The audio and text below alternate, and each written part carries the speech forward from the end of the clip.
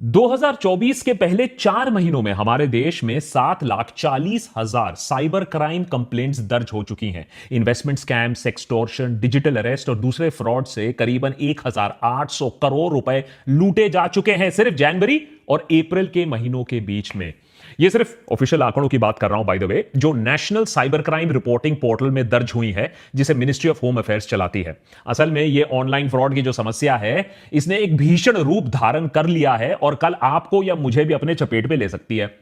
Indian cyber crime coordination centre या I4C के अनुसार मई 2024 में हर दिन 7,000 साइबर क्राइम कंप्लेंट्स रजिस्टर हो रही है। हर दिन 7,000 कंप्लेंट्स। यह आंकड़ा 2021-2023 के तुलना में 113% ज्यादा है।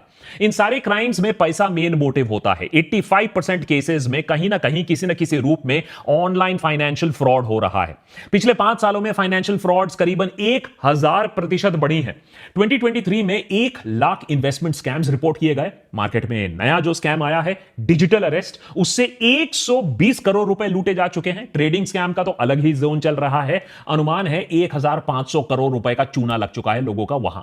और एक बार ऑनलाइन स्कैम में आपका पैसा गया तो मिलना वापस बहुत ही मुश्किल होता है। 10% से भी कम केसेस में पुलिस आपकी मदद कर पाती है, आपका पैसा लौटा पाती है। शायद इसीलिए और शर्म के मारे बहुत सारा ऑनलाइन फाइनेंशियल फ्रॉड जो हो रहा है हमारे देश में, उसे रिपोर्ट भी नहीं किया जा रहा है। यह फ्रॉड्स अक्सर हमारी लापरवाही की वजह से भी होता है। जैसे कि व्हाट्सएप पर लिखा शब्द जो होता है, हम उसे भगवान का उपदेश मान लेते हैं कि व्हाट्सएप पर लिखा है, ठीक ही लिखा होगा।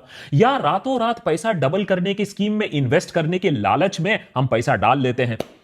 और बहुत बार आपकी गलती ना भी हो सकती है। क्यों? जैसे फ्रॉडस्टर्स आपका इंफॉर्मेशन, बायोमेट्रिक डेटा चुरा कर आधार इनेबल्ड पेमेंट सिस्टम या AEPS से पैसा निकाल सकते हैं और आपको खबर तक ना होगी। लोकल सर्कल द्वारा किए गए एक सर्वे में पता चलता है कि पिछले 3 सालों में 47% अर्बन हाउसहोल्ड्स हैं जहां कम से कम एक फाइनेंशियल फ्रॉड रिपोर्ट हुआ है, चाहे वो UPI हो, क्रेडिट कार्ड हो या कोई इन्वेस्टमेंट फ्रॉड हो। 23,000 लोगों का ये जो सर्वे है, इसमें यह पाया गया कि क्रेडिट कार्ड पर अक्सर अनऑथराइज्ड चार्ज किया जाता है या फिर UPI में QR कोड से पेमेंट मिलने के बजाय से पेमेंट हाथ से निकल जाता है। हर दिन क्रिमिनल्स नया नया टेक्निक निकालते हैं हमें लूटने के लिए। बात सिर्फ पैसे की नहीं है। आए दिन सुर्खियों में हमें यह खबर भी दिखने को मिलती है कि कैसे फाइनेंशियल फ्रॉड, एक्सटॉर्शन या इलीगल लोन एप्स के वजह से लोग अपनी जान तक ले रहे हैं। इसीलिए देशभक्त के आज के एपिसोड में हमने यह एपिसोड आपको आगाह करने के लिए बनाया है कि कैसे आपके फैमिली, आपके फ्रेंड्स को आप सुरक्षित रख सकते हो और अपने आप को भी सेफ रख सकते हो इस सबसे बड़े फ्रॉड से। किस किस रूप में आते हैं ये ऑनलाइन फ्रॉड, सरकार क्या कर रही है इस आपदा से निपटने के लिए, और उससे भी ज्यादा आप क्या कर सकते हो अपने आप को सुरक्षित रखने के लिए। बड़े बड़े फ्रॉड्स में नेता, बिजनेसमैन, टैक्स पेयर का पैसा खा जाते हैं, लेकिन ये जो ऑनलाइन फ्रॉड है ना, उससे भी ज्यादा खतरनाक है। ये फ्रॉडस्टर्स आपके बैंक बैलेंस को, आपकी इज्जत को, आपकी जिंदगी तक को खा जाएंगे और डकार तक नहीं लेंगे। और इसीलिए इसे आप रोक सको, आप लोगों को आगाह कर सको, हमने इस वीडियो को एकदम कॉपीराइट फ्री बनाया है। आप इस वीडियो को शेयर करो, डाउनलोड करो, रीअपलोड करो, कोई प्रॉब्लम नहीं है। बस अपने फैमिली, अपने फ्रेंड्स को आगाह करो कि यह देश का सबसे बड़ा स्कैम बन चुका है।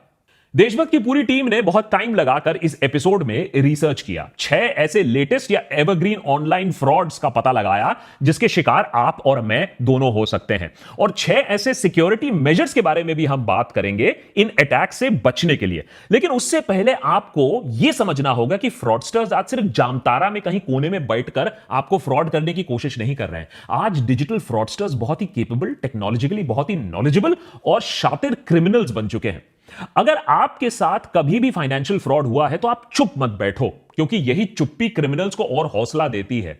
अच्छे से अच्छों को इन क्रिमिनल्स ने फांसा हुआ है अपने लेटेस्ट डिजिटल अरेस्ट स्कैम में। मिलिए SP ओसवाल से, chairman and managing director of Vardhman group. आपको लगेगा कि अरे इतना पैसा इनके पास, इतना तजुर्बा है। 82 साल की उम्र में ओसवाल साहब को कोई बुद्धू तो बना नहीं सकता है, लेकिन इनके साथ हुआ 7 करोड़ रुपए का फ्रॉड। जब एक गैंग ने इनके ऊपर एक फेक केस किया, एक फेक वर्चुअल कोर्ट रूम में fake chief justice of India DY Chandrachud के साथ केस की सुनवाई कराई, फेक डॉक्यूमेंट्स क्रिएट करवाए और ओसवाल को 2 दिन तक डिजिटल अरेस्ट में रखा। सुप्रीम कोर्ट से जो फेक डॉक्यूमेंट्स आए, जो ओसवाल को भेजे गए थे उनमें सुप्रीम कोर्ट का एम्बलम, उसका बार कोड, उसका डिजिटल सिग्नेचर सब एकदम असली कोर्ट डॉक्यूमेंट से मेल जोल खाते थे। ओसवाल ने नोटिस का पालन करते हुए अलग अलग अकाउंट्स में 7 करोड़ रुपए जमा कर दिए। चलो, बिजनेसमैन को उल्लू बनाया, लेकिन साइंटिस्ट को भी। मध्य प्रदेश के इंदौर में डिपार्टमेंट ऑफ एटॉमिक एनर्जी में काम कर रहे साइंटिस्ट को फ्रॉडस्टर्स ने डिजिटल अरेस्ट किया, 71 लाख रुपीस उनसे लूट लिया। नोएडा में 79 साल के रिटायर्ड मेजर जनरल के साथ भी यही हुआ। 5 दिनों तक डिजिटल अरेस्ट, 2 करोड़ रुपए उनसे ऐंठ लिए गए। नोएडा में ही एक डॉक्टर पूजा गोयल को फ्रॉडस्टर्स ने डिजिटल अरेस्ट किया, इस आरोप में कि उनके नंबर से अश्लील वीडियो सर्कुलेट हो रहे हैं। 60 लाख रुपए उनसे भी ऐंठ लिए। तो एक बात तो क्लियर है कि फ्रॉडस्टर्स कोई स्पेसिफिक किसी को टारगेट नहीं कर रहा है, कोई टीजी नहीं है। सीनियर गवर्नमेंट ऑफिसर हो सकता है, रिटायर्ड गवर्नमेंट ऑफिशियल हो सकते हैं, बिजनेसमैन, डॉक्टर, यहां तक कि पीजी स्टूडेंट्स तक को बख्शा नहीं गया है इन ऑनलाइन स्कैम से। फॉर एग्जाम्पल, अहमदाबाद में 27 साल की महिला को सेंट्रल एजेंसीज के अफसरों ने फोन कर कर बताया कि उनके नाम का एक पार्सल है जिसमें ड्रग्स पाए गए हैं और उनके खिलाफ एक्शन होने वाला है। डिजिटल अरेस्ट के दौरान एक सीबीआई ऑफिसर ने उन्हें अनड्रेस करने को कहा, जिससे उनके बर्थ मार्क्स को आइडेंटिफाई किया जा सके। साथ ही साथ उनके सारे पैसे फ्रॉडस्टर्स ने ट्रांसफर करवा लिए। तो इतना कॉन्फिडेंस आ चुका है आजकल ये ऑनलाइन फ्रॉडस्टर्स में। डिजिटल अरेस्ट उस साइबर क्राइम टेक्निक का नाम है जहां फ्रॉडस्टर्स वीडियो कॉल के जरिए लॉ इन्फोर्समेंट एजेंसी के अफसर बन के आपके सामने आते हैं। आपका क्राइम कुछ भी हो सकता है, लेकिन 2 बहुत कॉमन क्राइम्स आजकल हमें दिखने को मिलते हैं। आपके नाम का पार्सल, उसमें ड्रग्स मिला है, या फिर आपके नाम से रजिस्टर्ड मोबाइल फोन जिससे इलीगल काम हुआ है, फिरौती हुआ है, टेररिज्म हुआ है, या ऑब्सीन मटेरियल सर्कुलेट हुआ है आपके नंबर से जो आधार से लिंक्ड है। अगर विक्टिम इस बात को मान लेता है तो फेज 2 डिजिटल अरेस्ट, जहां आपको अपने घर में कैद कर दिया जाता है और आपको अपने डिवाइस के सामने होना होता है। आपके डिवाइस का कैमरा बंद नहीं किया जा सकता है।